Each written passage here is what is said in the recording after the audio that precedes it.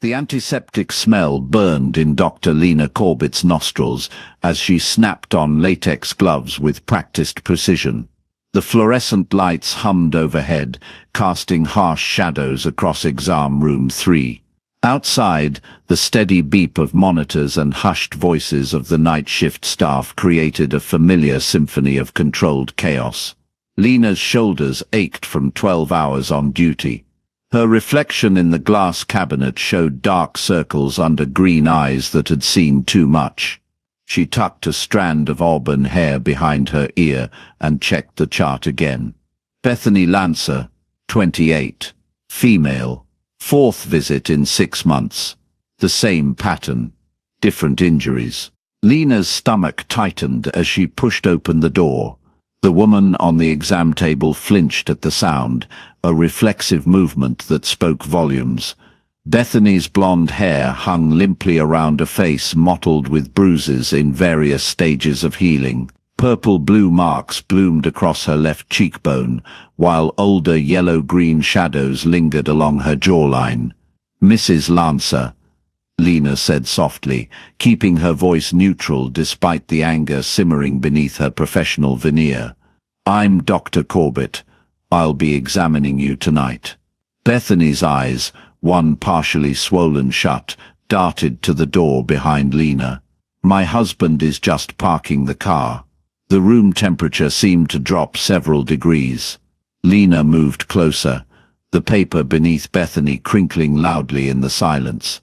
"We have some time before he joins us," Lena said, her pen poised over the chart. "Can you tell me what happened?"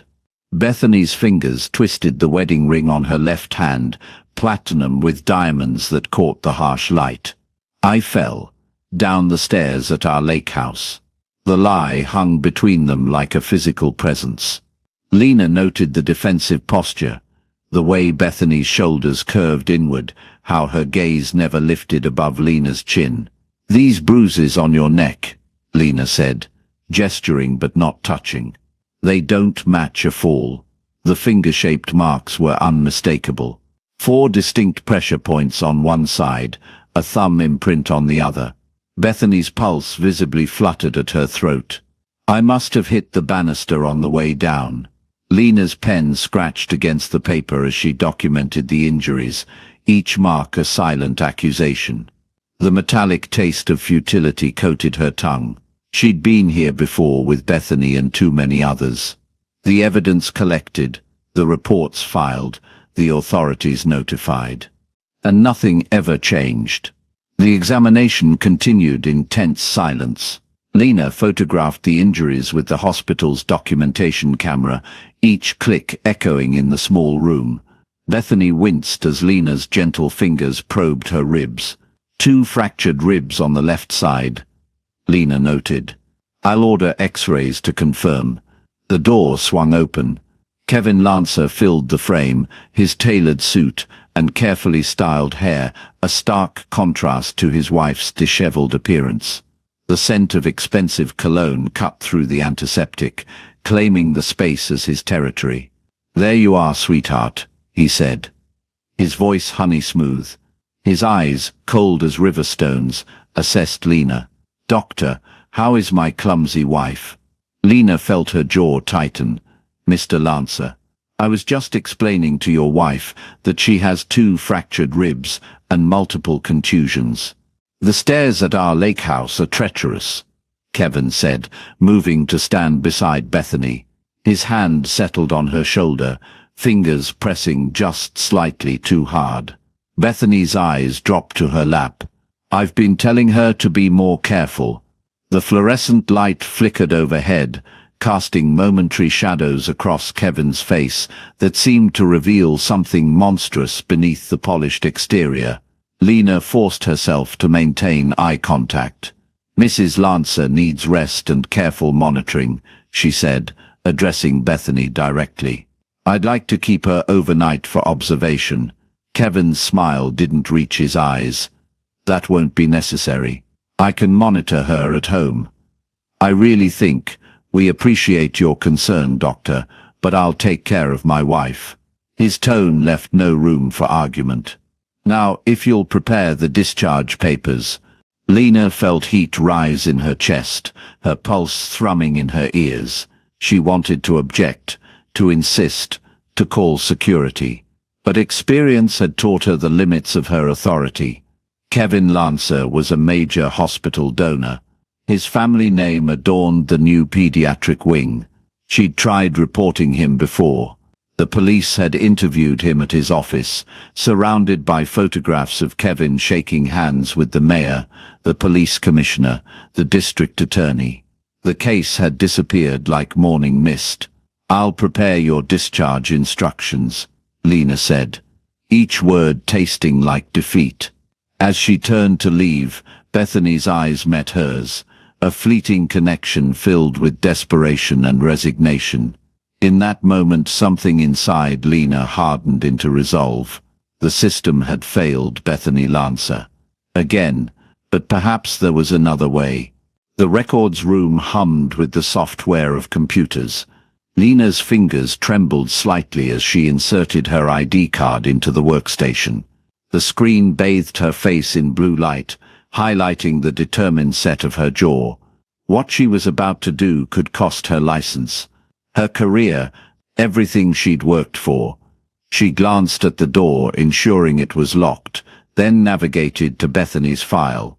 The official photos would be uploaded to the secure server, accessible only to authorized personnel and law enforcement, who would do nothing. Lena reached into her pocket and withdrew her personal phone.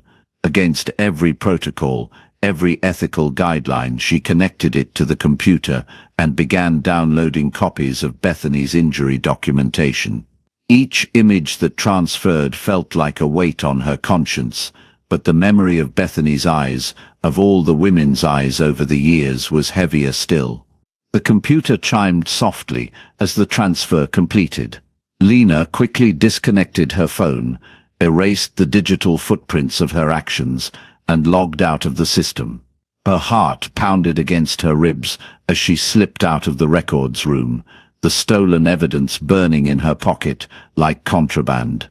In the empty corridor, the night shift lighting cast long shadows that seemed to follow her. The squeak of her shoes on the polished floor sounded unnaturally loud. She passed the security guard's station with a casual nod, fighting to keep her expression neutral despite the adrenaline coursing through her veins. Once inside the staff locker room, Lena leaned against the cold metal and exhaled shakily. There was no turning back now. Lena's apartment was bathed in the grey light of early morning. She hadn't slept. Her eyes burned as she stared at the address scrawled on a piece of paper in her trembling hand. The Obsidian Tower. Penthouse. An urban legend among hospital staff. When cases like Bethany's came in, when justice seemed impossible, whispers circulated about a man who could make problems disappear. A shadow ruler of the city who operated outside the constraints of law. Most dismissed it as fantasy. A coping mechanism for healthcare workers confronted daily with the failures of the system. But Lena had noticed patterns over the years. Abusers who suddenly left town, disappeared, or occasionally turned up in the ER themselves, broken and unable or unwilling to explain their injuries.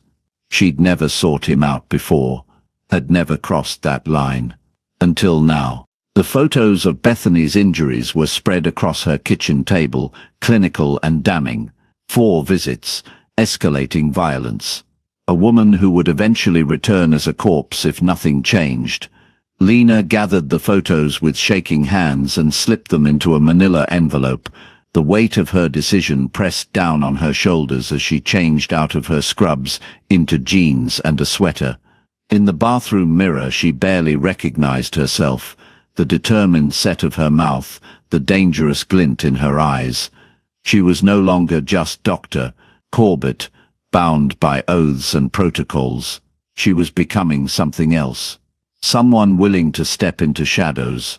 The Obsidian Tower lived up to its name, a sleek monolith of black glass that reflected the cloudy sky like a dark mirror.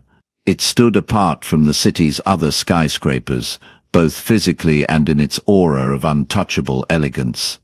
Lena stood on the sidewalk opposite, the manila envelope clutched to her chest like a shield. Pedestrians flowed around her, the morning rush oblivious to her internal struggle. Was she really going to do this? Seek out a man who might not even exist? A criminal, if the rumors were true? The alternative, doing nothing, flashed through her mind. Bethany's face, progressively more damaged with each hospital visit. The inevitable conclusion.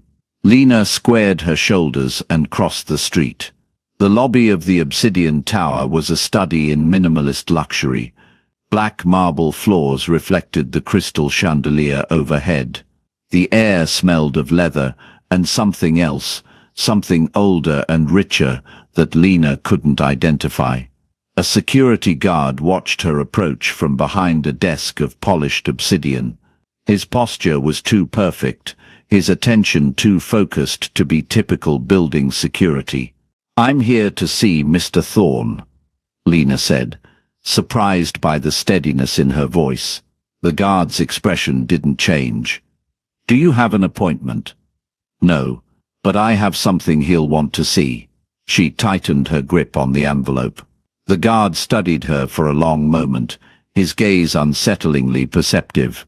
Then he lifted a phone and spoke softly into it. "Your name?" he asked, after replacing the receiver. "Dr. Lena Corbett." He nodded toward the private elevator at the far end of the lobby. "Mr. Thorne will see you." Lena's heart hammered against her ribs as she walked across the vast lobby. Each click of her boots on marble echoed like a countdown. The elevator doors slid open silently at her approach, revealing an interior lined with dark wood and brass fixtures. No buttons. Only a scanner that glowed red, then green as she stepped inside. The doors closed, sealing her in. The elevator ascended swiftly, her stomach dropping with the sudden motion. Lena closed her eyes, drawing a deep breath that smelled of sandalwood and citrus, an air freshener that couldn't quite mask the underlying scent of wealth and power. When the doors opened again, she stepped into another world. The penthouse foyer opened into a vast space with floor-to-ceiling windows overlooking the city.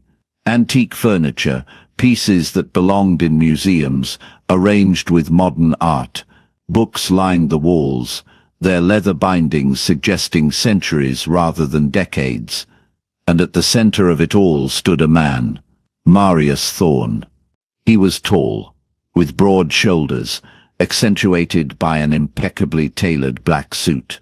His face was all angles and planes, timeless in a way Lena couldn't define. Dark hair swept back from a high forehead. But it was his eyes that held her, ancient eyes, impossibly dark, watching her with the patient interest of a predator. "Dr. Corbett," he said, his voice a low rumble that seemed to vibrate in her chest. "What brings a healer to my door?" Lena swallowed, suddenly aware of how out of place she was in her simple clothes, with her exhausted face and desperate mission. But she had come too far to retreat. "Justice," she said, stepping forward and extending the envelope. "For someone the system won't protect." Something flickered in those dark eyes, interest perhaps, or hunger. Marius took the envelope, his fingers brushing hers. His touch was cool, and sent an electric current up her arm. He didn't open it immediately, studying her face instead. "And what price are you willing to pay for this justice?" he asked softly. The question hung in the air between them, laden with implications Lena could feel but not fully comprehend. She stood at a threshold, not just of this penthouse, but of a world hidden beneath the surface of the one she knew. "Whatever it takes," she answered, the words falling from her lips before she could reconsider. A smile curved Marius's mouth, revealing teeth that seemed just slightly too sharp in the morning light. "Then let us discuss terms," he said, gesturing toward the interior of the penthouse. "Welcome to my home, Dr. Corbett."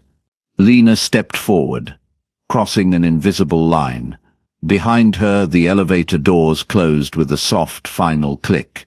The interior of Marius Thorne's penthouse unfolded before Lena like a revelation, a stark contrast to the sterile hospital corridors she'd left behind. Dark hardwood floors gleamed beneath her feet, absorbing the click of her sensible shoes as she followed him deeper into his domain.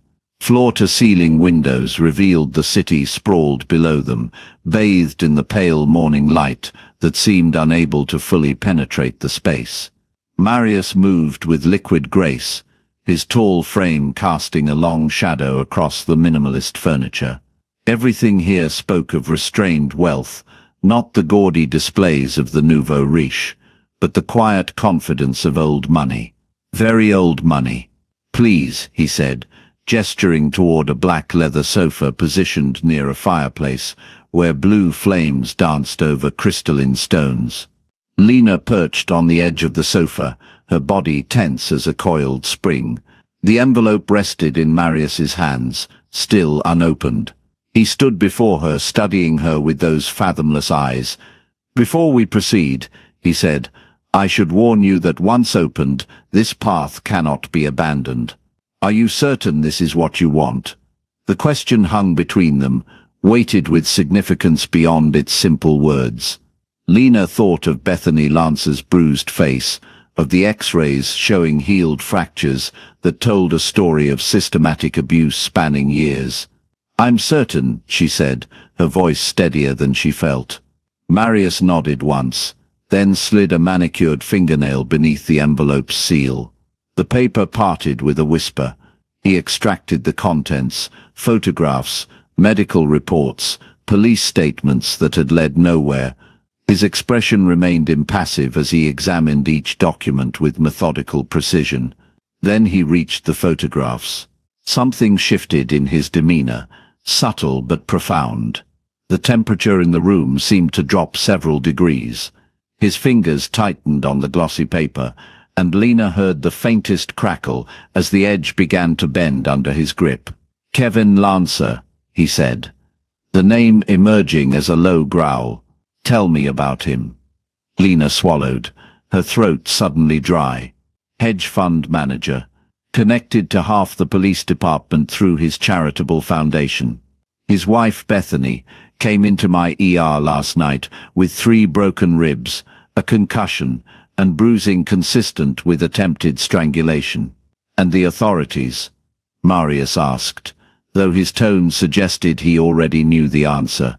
"Took her statement, called it a domestic dispute, released him 3 hours later." Lena's hands clenched in her lap. "It's the 4th time she's been admitted this year. Each time the charges disappear." Marius set the documents on a glass table with deliberate care. When he looked up, his eyes had changed. A subtle shift in color, a darkness that seemed to pulse with something ancient and hungry. "And what justice do you seek, Dr. Corbett?" he asked, his voice deceptively soft. "I want him stopped," she said. "Permanently."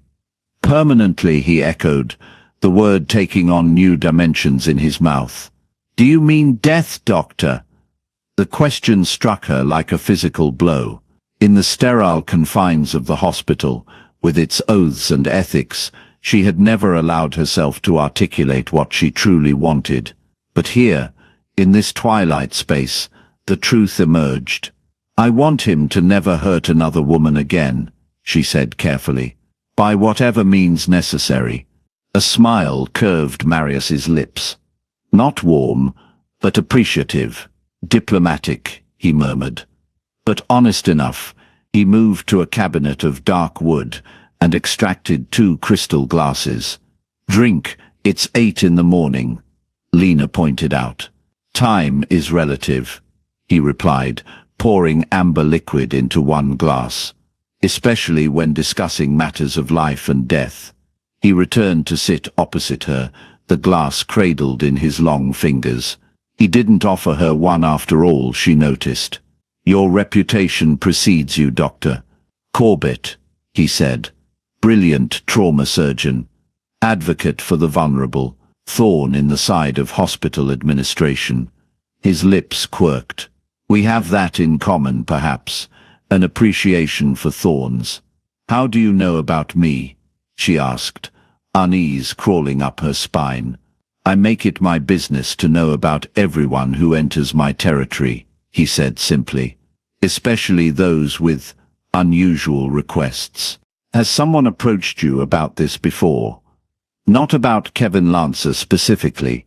Marius took a sip of his drink, his eyes never leaving hers, but about justice beyond the reach of conventional law.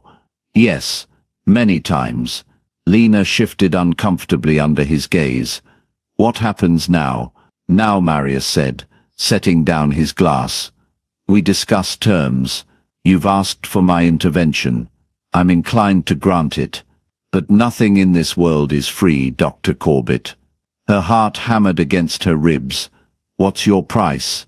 He leaned forward, and the air between them seemed to compress. A favor. To be determined at a time of my choosing. That's rather open-ended, she said, trying to keep her voice steady.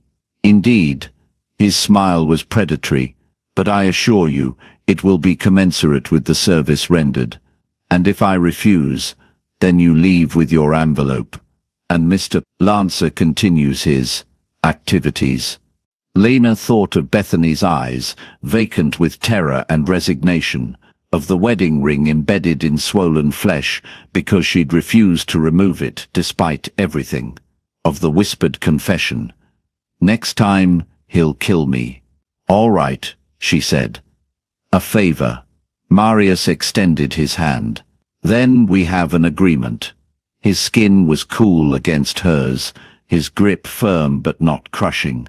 Yet, as their palms met, Lena felt something pass between them, a current of energy that raced up her arm and spread throughout her body. For an instant, she glimpsed something beneath his carefully composed exterior, vast, ancient, and utterly inhuman. She pulled her hand away, heart racing. What are you? His expression revealed nothing. Someone who can deliver what you've asked for. A phone chimed, hers. Lena fumbled in her pocket, grateful for the interruption. A text from the hospital. Asterisk Bethany Lancer checked out AMA. Husband picked her up 20 minutes ago. Damn it, she hissed, showing Marius the screen. He's got her. Something dangerous flickered across his features. He stood in one fluid motion. Then we must act quickly. He pressed a button on a sleek panel on the wall. Gideon, the Lancer residence now. A voice responded immediately. Yes, sir. Marius turned back to her. Come, we have work to do. We? Lena asked, rising to her feet. I thought you'd handle this, whatever this is. You brought this to my attention, he said, retrieving a black coat from a closet. I have a shift in 4 hours, she protested weakly. His dark eyes pinned her. Call in sick. Before she could argue further, the elevator doors slid open, revealing a tall man with close-cropped silver hair and the bearing of a soldier. His eyes, a strange amber color, swept over Lena with clinical assessment before returning to Marius. The car is ready, he said. Thank you, Gideon. Marius gestured for Lena to precede him into the elevator. Dr. Corbett will be accompanying us. Gideon's expression didn't change, but something in his posture suggested surprise or disapproval. Nevertheless, he stepped aside to let them enter. As the doors closed, sealing the three of them in the confined space, Lena felt a wave of vertigo. What had she done? Who were these people? The man beside her radiated a quiet menace that should have sent her running. Instead, she found herself drawn to him, fascinated by the power that hummed beneath his controlled exterior. The elevator descended swiftly, the floors ticking away on the digital display. No one spoke. The silence pressed against Lena's ears, broken only by the soft sound of her breathing, which seemed unnaturally loud compared to her companions. When the doors opened again, they revealed an underground garage of polished concrete. A sleek black car waited, its engine already purring. "After you," Marius said, his hand at the small of her back, not quite touching, but close enough that she could feel the coolness radiating from his palm. The interior of the car was luxurious, black leather seats, privacy glass, the faint scent of something that reminded Lena of cedar and night air. Gideon took the wheel, while Marius sat beside her in the back, his long legs stretched out, his presence filling the space. As they pulled out into the morning traffic, Lena's phone chimed again. Another text, this time from an unknown number, asterisk, "Help me, he knows." Her breath caught. "It's from Bethany." "How did she get my number?" Marius glanced at the screen. "Your hospital badge. It would have your name." In desperation, people become resourceful. "We need to hurry," Lena said, her professional calm giving way to urgency. "Gideon," Marius said simply. The car accelerated, weaving through traffic with impossible precision. Lena gripped the door handle, watching the city blur past. "Tell me about Kevin Lancer," Marius said, his voice conversational despite the tension thrumming through the car. Lena forced herself to focus. 48, self-made millionaire, philanthropist on paper, controls his wife's every move, has a temper that's gotten worse over the years. Vices, alcohol, gambling, women, according to Bethany. Marius nodded, as if confirming something. "And where do they live?" "Westlake Heights. One of those gated mansions with private security." A small smile touched his lips. "Gates and guards are no obstacle." The certainty in his voice sent a shiver down Lena's spine. "What exactly are you planning to do?" Marius turned those fathomless eyes on her. "First, we ensure Bethany's safety. Then Mr. Lancer and I will have a conversation. And then he will never harm another woman again."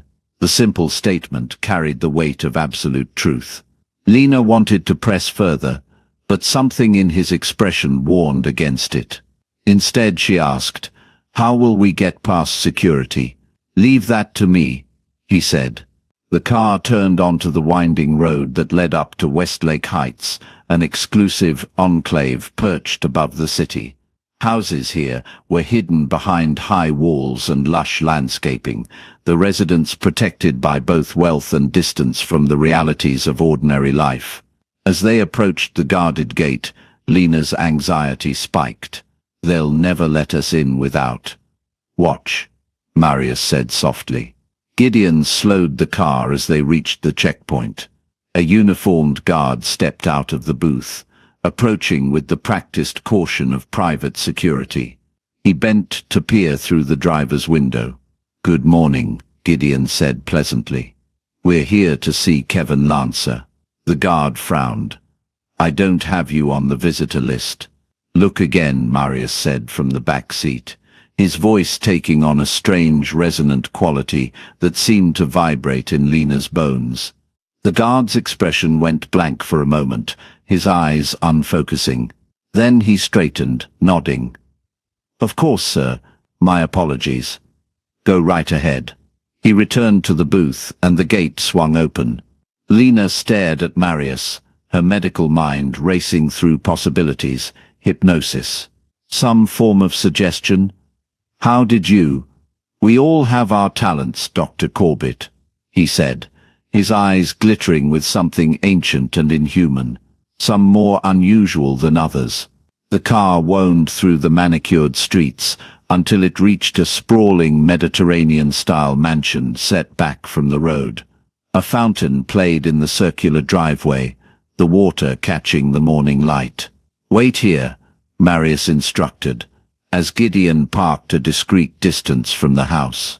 "No," Lena said firmly. "I'm coming with you. Bethany knows me. She'll trust me. For a moment, she thought he would refuse.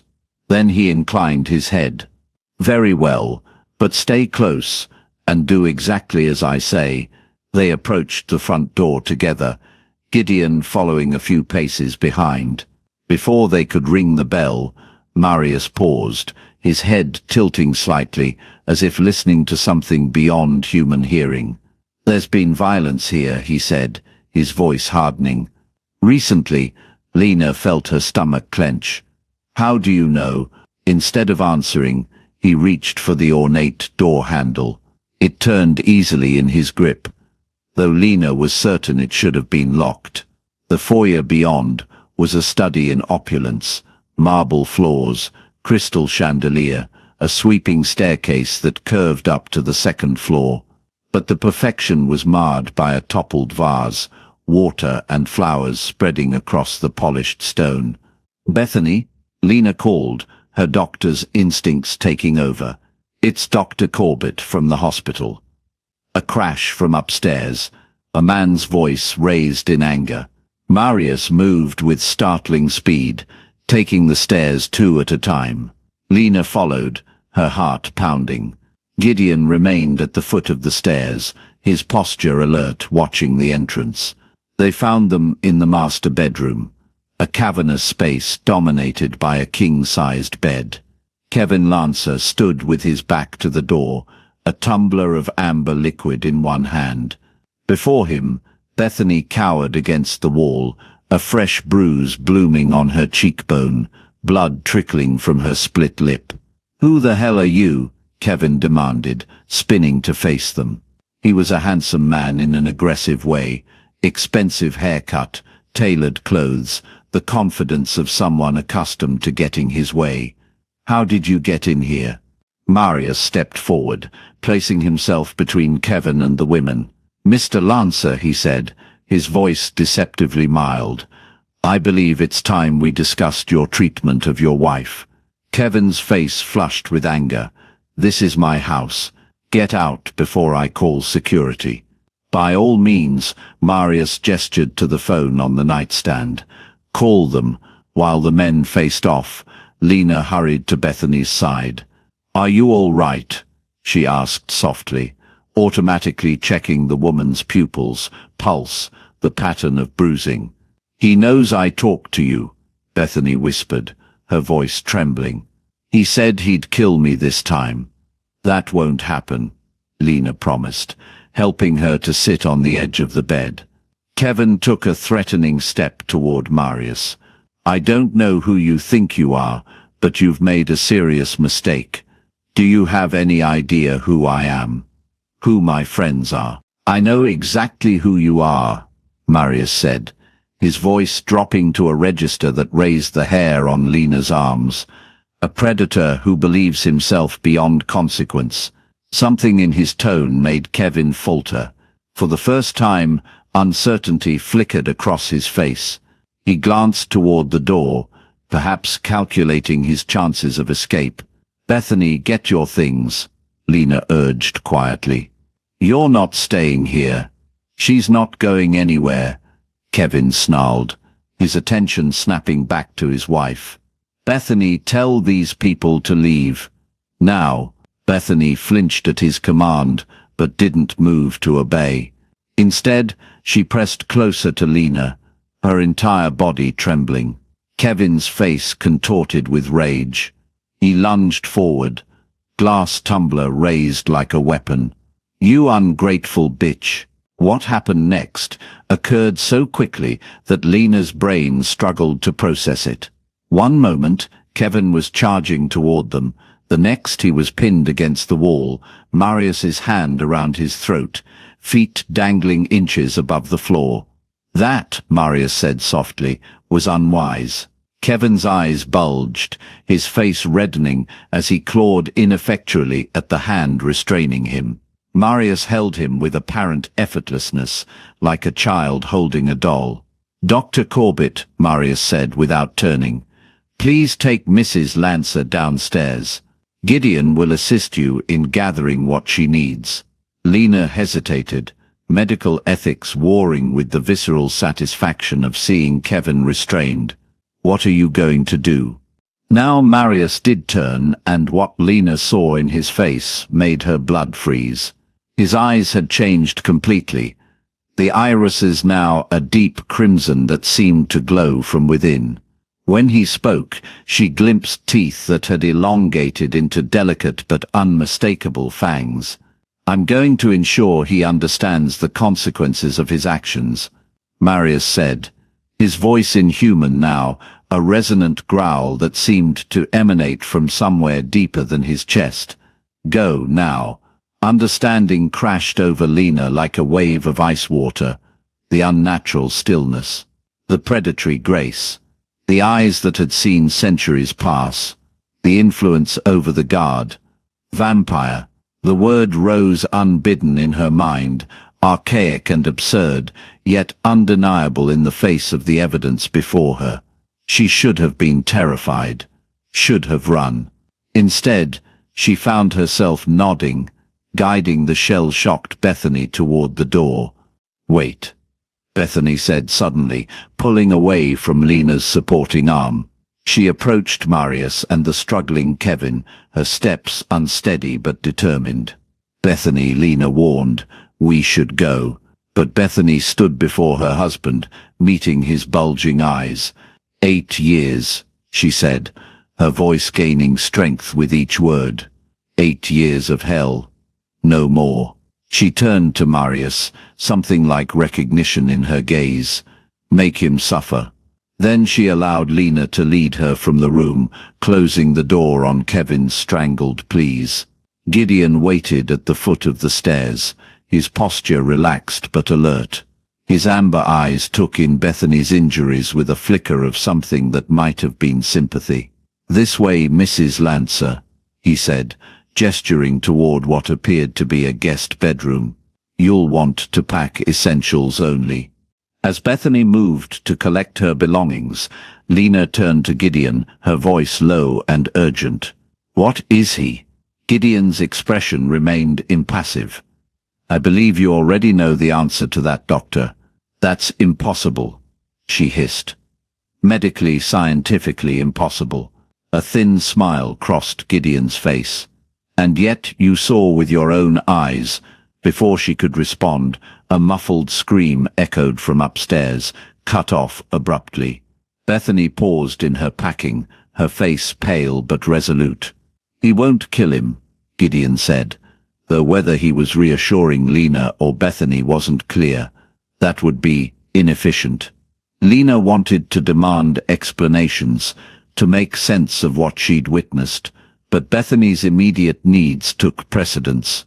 She helped the woman gather medications, clothes, important documents, the essentials for starting over. 20 minutes later, they were loading the last bag into the car when Marius emerged from the house. He had restored his human appearance, eyes dark once more, teeth normal, his composure perfect, except for a slight flush to his normally pale skin. It's done, he said simply, joining them at the car. Is he? Lena couldn't finish the question. Alive, Marius confirmed.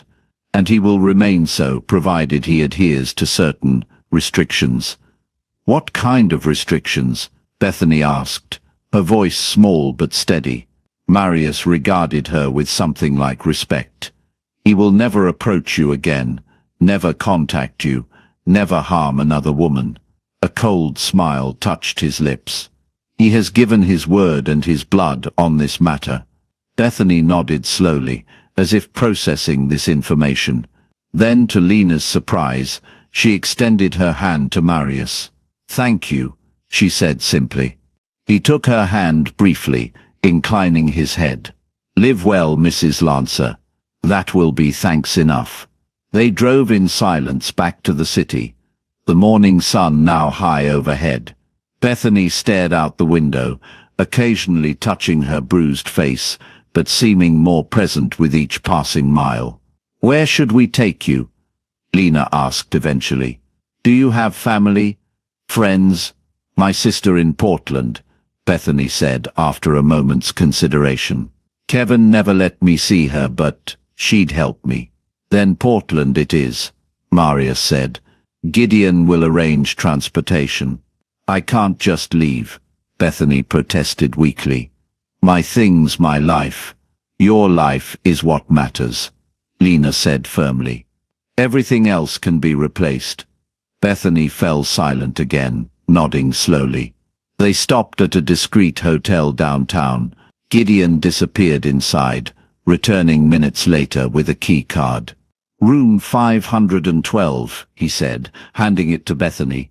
It's reserved for a week under the name Elizabeth Bennet. There are clothes in your size in the closet and a credit card in the desk drawer. A car will come for you tomorrow morning to take you to the airport. Bethany stared at him in disbelief. How did you...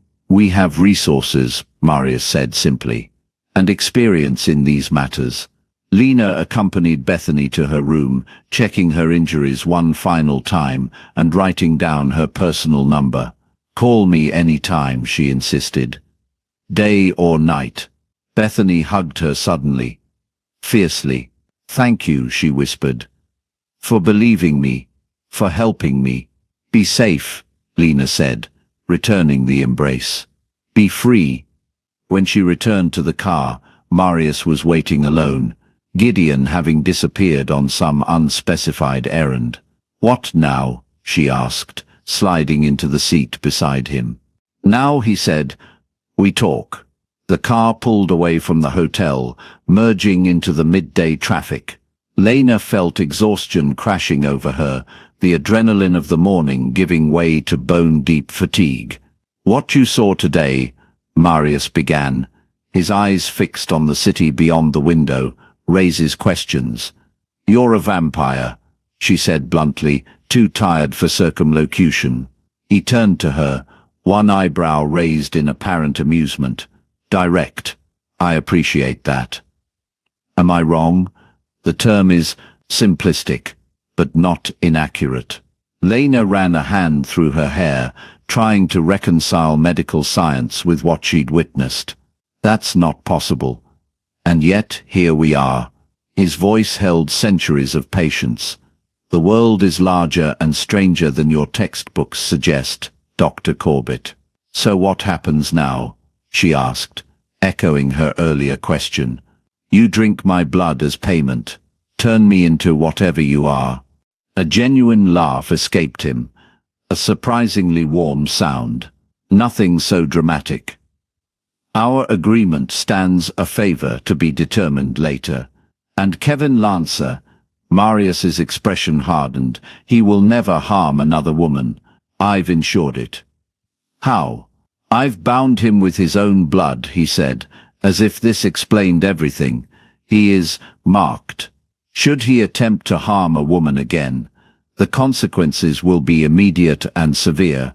That's not possible, Lena repeated, though with less conviction. You keep saying that, Marius observed. Yet you sought me out precisely because you believed I could do what conventional means could not. He had her there. Lena fell silent, watching the familiar streets of her city pass by, everything looking strangely different in the aftermath of the morning's revelations. I should be terrified of you, she said finally. Yes, he agreed. You should be. But I'm not. The realization surprised her even as she voiced it. I should be running as far and as fast as I can, but instead, she met his gaze directly. Instead, I want to know more. Something kindled in his dark eyes. Interest, perhaps, or hunger of a different kind. Careful, Dr. Corbett, he said softly. Curiosity about my kind can be dangerous. I've spent my career walking into danger to help others, she replied. This doesn't feel so different. The car slowed, pulling up in front of her apartment building. Lena hadn't given the driver her address. She realized with a jolt. You know where I live, she said, not entirely surprised. I know many things about you, Lena, Marius replied, using her first name for the first time. The sound of it in his voice sent a shiver down her spine that wasn't entirely fear. "Will I see you again?" she asked, her hand on the door handle. "That depends," he said, those ancient eyes studying her face. "Do you wish to?" The question hung between them, laden with possibilities both terrifying and exhilarating. Lena thought of the hospital waiting for her, of her ordered, logical world of medicine and science. Then she thought of Marius's hand around Kevin's throat, of the justice he'd delivered when the system had failed. "Yes," she said simply. He nodded once, as if her answer confirmed something he'd already known. "Then you will." She stepped out of the car, the midday sun warm on her face after the cool interior. Before she closed the door, Marius spoke again. "One more thing, Doctor.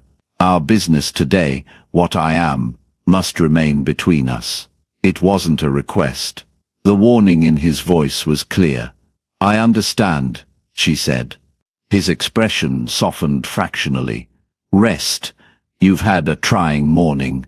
The car pulled away, leaving Lena standing on the sidewalk watching until it disappeared around a corner.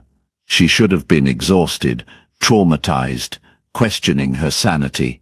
Instead, she felt strangely energized, as if she'd glimpsed a hidden layer of reality that had always existed beneath the surface of her world. She turned toward her building, fumbling for her keys. A shadow fell across her path. "Dr. Corbett." The voice was male, unfamiliar.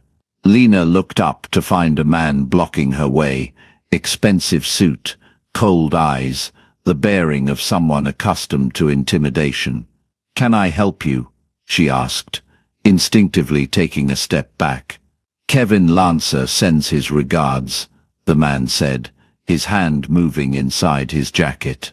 Fear crystallized in her chest. She backed away further, glancing around for help, for escape. "Your vampire friend," the man continued, his voice dropping to a menacing whisper, "isn't the only one with connections in this city." From the shadows of the building's entrance, a familiar voice spoke, cold, deadly, and unmistakable. "I believe," Marius said, stepping into the light. "You were about to deliver a message." The man's hand froze halfway inside his jacket. His eyes widened, pupils dilating with sudden fear. The confidence that had radiated from him moments before evaporated, like morning dew under a merciless sun. Marius moved with liquid grace, closing the distance between them in what seemed like a single heartbeat. He wore the same immaculate suit from earlier, but now he looked different to Lena, predatory, ancient, a force of nature, barely contained in human form. "I don't believe we've been introduced," Marius said, his voice deceptively soft. "You work for Kevin Lancer." The man's throat worked as he swallowed. "This doesn't concern you. Anything concerning Dr. Corbett concerns me." Marius tilted his head slightly. "Your name?" "James Harrow." The man answered automatically, then blinked as if surprised by his own compliance. Marius smiled, showing no teeth. "I'd like you to deliver a message to your employer instead." Lena watched, transfixed, as Marius leaned closer to Harrow, whispering something she couldn't hear. The color drained from Harrow's face. His hand, now visible and empty, trembled at his side. "Do we understand each other?" Marius asked, straightening. Harrow nodded jerkily. "Perfectly." "Excellent." Marius stepped aside. "You may go." The man backed away, stumbling slightly, before turning and hurrying down the street. He didn't look back. "What did you say to him?" Lena asked when Harrow had disappeared from view. Marius turned to her, his expression softening. "I merely clarified the consequences should any harm come to you. You knew he'd be here." "It wasn't a question. I suspected Lancer might retaliate. I didn't go far." He gestured toward her building. "Shall we? You're not safe on the street." Lena hesitated, keys clutched in her hand. The events of the morning, Bethany's injuries, the revelation of Marius's true nature, and now this confrontation, swirled in her mind like leaves caught in a whirlwind. "Why are you protecting me?" she asked. Something flickered in Marius's eyes. Surprise, perhaps, that she would question him now. "Because you showed courage where others would have shown fear. Because you kept your word." He paused. "Because I find myself drawn to you, Dr. Corbett." The admission hung between them, honest and unexpected. Lena felt her pulse quicken. "Come inside," she said finally, turning toward her building. "I think we have more to discuss." Her apartment felt smaller with Marius in it. He moved through her space with careful respect, examining her bookshelves, the framed medical degree on the wall, the scattered evidence of her life. Lena watched him from the kitchen as she made coffee with hands that weren't quite steady. "You have questions," he said, accepting the mug she offered. "1,000 of them." She sat across from him, cradling her own coffee. "Let's start with Kevin Lancer. What happens now?" "That depends on him." Marius set his untouched coffee on the side table. "If he's wise, he'll leave the city. If not," he shrugged elegantly, "there are other ways to ensure he's no longer a threat." "You would kill him?" The question slipped out before she could stop it. "I prefer not to." His gaze was steady. "It draws unnecessary attention, but I will not allow him to harm you or anyone else under my protection." "Like Bethany?" "Yes." He leaned forward slightly. "You understand that she came to us, to my people, for sanctuary?" Lena nodded slowly. "She said something about a shelter. I didn't realize. We maintain several safe houses for those in need. Humans who require discretion." His lips curved in a faint smile. "We were once human ourselves, Dr. Corbett. Some of us remember what it means to be vulnerable." The casual confirmation of his inhuman nature sent a shiver through her. "How old are you, really?" "Old enough to have seen empires rise and fall." He glanced around her apartment. "Old enough to appreciate the comforts of modern civilization." Before she could ask another question, her phone buzzed. She glanced at the screen. "The hospital." With a murmured apology, she answered, "Dr. Corbett." It was Nurse Chen, her voice tight with urgency. "Kevin Lancer is here. He's demanding to see his wife." Lena's blood turned to ice. "Is security with her?" "Yes, but he's making a scene, threatening legal action, saying we've kidnapped her." Chen lowered her voice. "Dr. Corbett, he has men with him. They don't look like lawyers." Marius was watching her, his expression alert. He could hear both sides of the conversation, she realized. "I'm coming in," Lena said, already standing. "Don't let anyone near Bethany's room." "No one." She ended the call, meeting Marius's gaze. "Lancer's at the hospital." "So I heard." He rose in one fluid motion. "My car is waiting downstairs. This is my patient, my responsibility," she said firmly. "And Lancer is my problem." His tone brooked no argument. "We'll go together." The sleek black car slid through traffic with preternatural speed, Marius making a brief call as they traveled. By the time they reached the hospital, Lena's fear had crystallized into determination. She strode through the emergency entrance with Marius at her side, aware of the stares they attracted.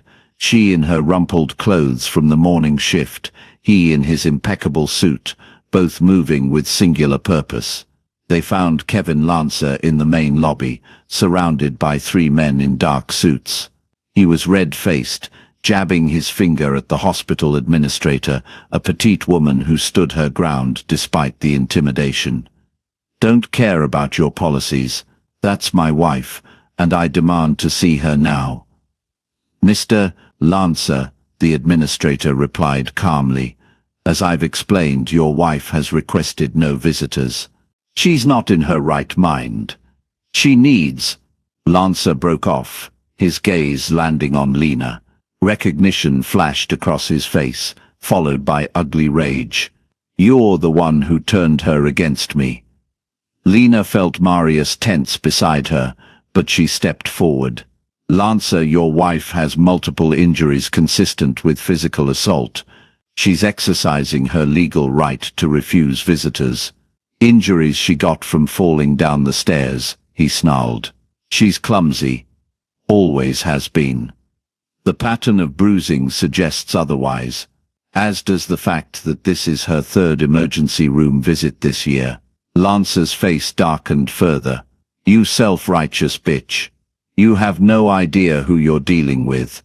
I believe that's my line, Marius said, his voice carrying through the lobby like the toll of a bell. Lancer's attention shifted, his expression changing as he registered Marius's presence. Something like uncertainty flickered in his eyes. Thorn. He straightened, trying to regain his composure. This is a private matter. Not anymore. Marius moved to stand beside Lena. Corbett is under my protection, as is your wife. A muscle twitched in Lancer's jaw. You're overstepping, Thorn. My business dealings with your organization don't give you the right to interfere in my personal life. Your personal life became my concern when you put your hands on a woman seeking sanctuary. Marius's voice remained conversational, but Lena felt the temperature in the room seemed to drop. And when you sent a man to threaten Dr. Corbett, Lancer's gaze darted to his companions, who had subtly shifted their positions, hands drifting toward concealed weapons. The hospital security guards looked nervous, clearly outmatched. Let's discuss this privately, Lancer suggested, forcing a smile that didn't reach his eyes. No need to make a scene. There's nothing to discuss. Marius took a step forward. You will leave this hospital. You will sign divorce papers giving your wife everything she asks for, and you will never contact her again. Lancer laughed, the sound brittle with disbelief. Or what? You'll kill me? In front of witnesses? Death, Marius said softly, would be a mercy I'm not inclined to grant you. Something in his tone made Lancer's smile falter. One of his men moved forward, hand inside his jacket. What happened next occurred so quickly that later, Lena would struggle to piece it together. Marius moved, a blur rather than a man, and suddenly the armed guard was on his knees, his weapon skittering across the floor. The other two men found themselves similarly disarmed and restrained, though Marius appeared not to have touched them. Lancer stood alone now, his face ashen. Marius approached him with unhurried steps. Kevin Lancer, he said, his voice pitched for Lancer's ears alone, though Lena, standing close, could hear every word. Do you know what I am? Lancer's throat worked as he swallowed. There are stories. The stories, Marius said, don't do us justice. He placed a hand on Lancer's shoulder, the gesture almost friendly to outside observers. Lancer went rigid, his eyes widening. I could take everything from you, Marius continued. Your wealth, your status, your memories, your very will. His fingers tightened fractionally. Or I could simply take your life here and now, and no one would be able to stop me. Lena watched, transfixed, as Lancer began to tremble. Instead, I offer you a choice. Marius's voice dropped lower. Leave the city tonight. Transfer ownership of your company to your wife. Begin a new life elsewhere, with the understanding that if you ever return, or if you ever harm another woman, there will be no second chance. You can't do this, Lancer whispered, but there was no conviction in his voice. I've existed for centuries by doing precisely what others believed impossible. Marius released him, stepping back. You have until midnight to decide. My associate will be in touch. As if on cue, the hospital doors slid open, and Gideon entered, his imposing figure drawing all eyes. He nodded once to Marius before turning his attention to Lance's men, who were slowly regaining their feet. "Gentlemen," Gideon said, his deep voice carrying, "your car is waiting." The tension in the lobby broke like a fever. Hospital security moved in, escorting Lancer and his men outside. The administrator approached Lena, her expression a mixture of relief and concern. "Dr. Corbett, are you all right?" "Yes," Lena said, surprised to find it was true. Despite everything, she felt steadier than she had in days. "How is Mrs. Lancer?" "Stable, resting." The administrator glanced at Marius. "Mr. Thorne, I don't know how to thank you." "No thanks necessary." He inclined his head slightly. "Dr. Corbett, shall we check on your patient?" They rode the elevator in silence. Lena's mind raced, processing what she'd witnessed. The inhuman speed, the way Lance's men had been subdued without apparent effort, the fear in Kevin Lance's eyes when Marius had spoken to him. "He'll leave," she said, as the elevator doors opened on Bethany's floor. "Yes." Marius guided her with a light touch at her elbow. "Few humans can resist when we suggest a course of action." "Mind control?" She kept her voice low as they passed the nurse's station. "More effective on some than others." His gaze slid to her. "It doesn't work on you." She absorbed this, oddly pleased. "Is that unusual?" "Rare," he admitted, "and intriguing." They reached Bethany's room, where a security guard stood at attention. He nodded to them, stepping aside. Inside, Bethany lay sleeping, her bruised face peaceful in repose. Lena checked her vitals, satisfied with her progress. "She'll recover," she told Marius, who stood near the window, gazing out at the darkening sky.